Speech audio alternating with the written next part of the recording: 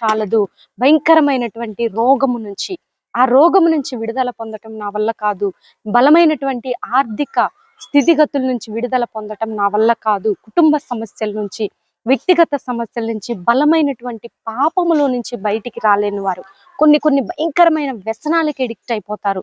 ఆ మించిన బలవంతులు భయంకరమైనటువంటి ఆ పాప ఊబిలో నుంచి బయటికి రాలేక కొట్టుమిట్టాడుతూ ఎలాగైనా బయటికి రావాలని ప్రయత్నిస్తూ ఉంటారు. కానీ మరి వారి యొక్క బలహీనతలను బట్టి, ఆ పాప స్థితిని బట్టి రాలేకపోతూ ఉంటారు.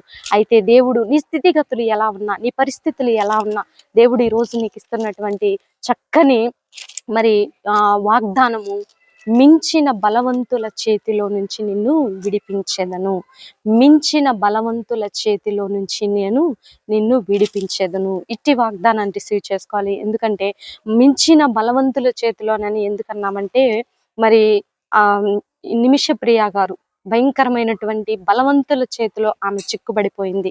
ఆ యొక్క చెర నుంచి ఆమెను విడిపించడానికి మరి దేవుడు మాత్రమే జోక్యం చేసుకోవాలి. ఇలాంటి భయంకరమైనటువంటి పరిస్థితుల్లో మరి చిక్కుపడిపోయినటువంటి వారికి మరి దేవుని యొక్క విడుదల ఉందని, మించిన బలవంతుల చేతిలో నుంచి నేను విడిపించదను. ఇట్టి వాగ్దానాన్ని రిసీవ్ చేసుకోవాలని ప్రభువు